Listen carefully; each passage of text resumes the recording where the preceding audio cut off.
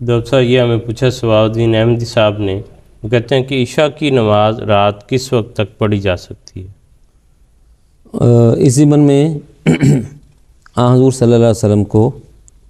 حضرت جبرائیل علیہ السلام کے ذریعے سے نماز کے اوقات سکھلائے گئے، اور حضرت جبرائیل علیہ السلام 2 دن مسلسل حضور صلی اللہ علیہ وسلم کے پاس نمازوں کے وقت میں آتے رہے۔ پہلے دن میں جو آپ نے نمازیں حضور صلی اللہ علیہ وسلم کے ساتھ پڑھی وہ پہلے وقت میں تھیں، اور دوسرے دن جو نمازیں پڑھی وہ دوسرے آخری وقت میں تھیں، اور فرمایا اس کے بعد یہ بتایا کہ یہ نمازوں کے اوقات ہیں، جو مومن بھی ان کے درمیان نماز ادا کرے گا اس کی وہ نماز وقت کے اندر ادا ہوئی۔ تو اس میں اگر صد حدیث میں دیکھا جائے وہ متفق علیہ حدیث ہے، تو اس سے پتہ چلتا ہے کہ جو عشاء کی نماز کا وقت ہے وہ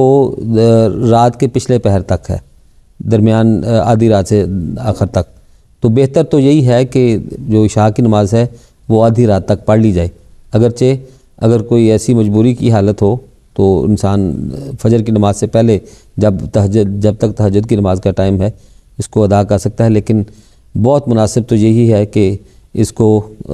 آدھی رات تک ادا کر لیا جائے۔ اگرچہ حضور صلی اللہ علیہ وسلم نماز عشاء کو لیٹ پڑھنا پسند کرتے تھے،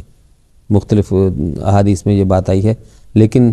چونکہ باجماعت نماز پڑھنی ہوتی ہے تو اس لیے جو جماعت کا ٹائم مقرر ہو اس کے ساتھ پڑھنا بہرحال زیادہ مناسب اور زیادہ بہتر ہے۔